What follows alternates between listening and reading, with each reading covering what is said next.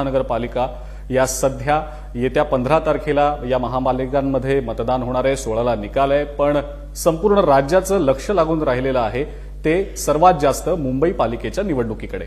आणि याच निवडणुकीच्या अनुषंगानं आज आपल्यासोबत क्रॉसफायरमध्ये एक स्पेशल गेस्ट आहेत. आपल्या सोबत आहेत शिवसेना उद्धव बाळासाहेब ठाकरे पक्षाचे नेते आमदार आदित्य ठाकरे. आदित्यजी, आपलं खूप खूप स्वागत लोकशाही मराठीच्या क्रॉसफायर या कार्यक्रमात.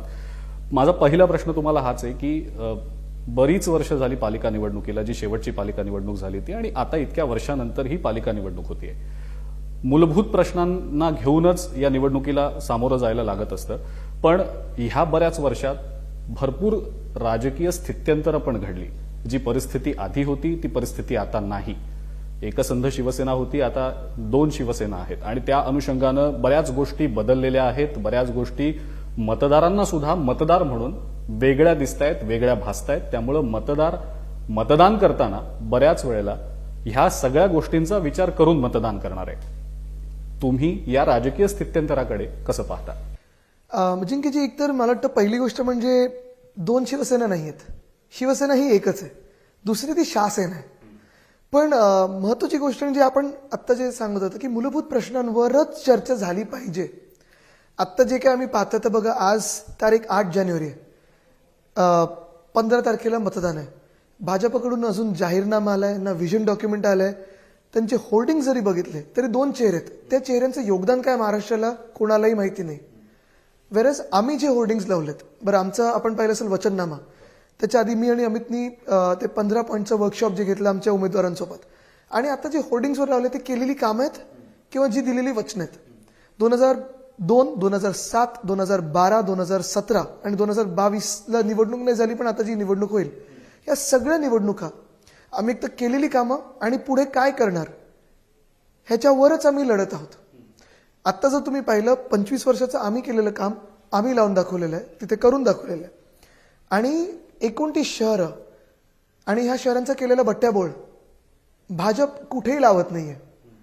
ते आम्हालाच बोलायला लागतं की ह्यांनी हा भ्रष्टाचार केला. बरं, आम्ही जे आरोप करतोय ते आरोप नाही आहेत, नुसतं फक्त आरोप नाही आहेत. आरोपांना आम्ही पूर्ण काही प्रूफ सकट आम्ही लोकांसमोर आणत आहोत. तर हा बट्ट्याबोळ जो केलेला आहे शहरांचा, पूर्ण उद्ध्वस्त करून टाकलेले आहेत, हे कुठे ना कुठेतरी सुधारणं गरजेचं आहे.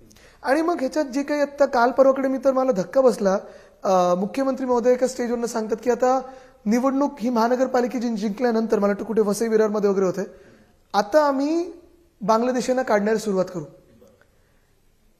महापालिकेची निवडणूक खरोखर बांगलादेश आणि रोहिंग्यांबद्दल आहे का? मग तुम्ही ज्या पदावर 12 वर्ष बसलेला आहात गृहमंत्री म्हणून, तुम्ही काय काम केलं? ही तुमचे कर्तव्य आहे, तुमची जबाबदारी आहे बांगलादेशांना ओळखणं आणि काढणं. किती बांगलादेशी आहेत, किती ना तुम्ही आतापर्यंत काढलेले आहेत? तुम्ही ह्या निवडणुकीसाठी 12 वर्ष थांबला होतात का? केंद्रात 12 वर्ष तुमचं सरकार, राज्यात तुमचं आता 10 वर्ष जवळपास सरकार आहे. मुख्यमंत्री तुम्ही 7 वर्ष आहात, गृहमंत्री तुम्ही 10 वर्ष आहात. मग तुम्ही एवढे वर्ष थांबला का होतात बांगलादेशाला काढायला? आणि हेच आम्ही सातत्याने बोलतो, चला इधर उधर की बातें मत करो, मुद्द्याचं बोला. आणि मुद्द्याचं म्हणजे काय, महापालिका निवडणूक ही गटर वॉटर मीटरची असते, बसची असते. फुटपाथ माझं चालण्यासारखं आहे का? जी अतिक्रमणं झाली आहेत त्याच्यावर तुम्ही बोलताय का? ते काही न बोलता फक्त हवेतल्या गोष्टी करायच्या, ज्या तुम्ही केंद्र सरकारसाठी बोललं पाहिजेत. खरं त्याच्यासाठी पण तुम्ही काय देता आणि काय केलं ह्याच्यावर बोललं पाहिजेत.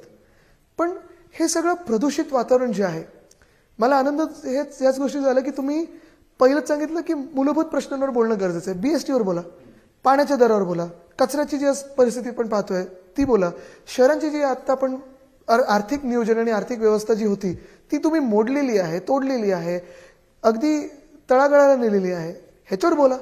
पण हे न करता स्वतःच्या पोळ्या तुम्ही हे करताय, पण त्या कशावर? तर बाकीच्या इतर सगळ्या रॅन्डम गोष्टी. म्हणजे आता त्यांनी नशीब ह्याच्यात अजून व्हेनेझुएलावर काही ऍड बनवली नाही महानगरपालिकेच्या निवडणुकीत. पण आदित्यजी, तुम्ही जसं म्हणताय तसं की हे मुद्दे जे मूलभूत प्रश्नांवर घेऊन निवडणुकीला सामोरं गेलं पाहिजे किंवा त्या मुद्द्यांवर बोललं पाहिजे, लढलं पाहिजे हे निवडणुका, मग हे मुद्दे हिंदुत्वाकडे वळतात, कधी विकास कामांच्या मुद्द्यावर वळतात. मध्यंतरी हा पण मुद्दा आला होता की मग विकास कामं आणि हिंदुत्व या व्यतिरिक्त इतर कोणत्या मुद्द्यांवर ही निवडणूक लढली जाते, किंवा ते मुद्दे चर्चिले जात आहेत का, मतदारांपर्यंत पोहोचतायत का, आणि मतदारांना सुद्धा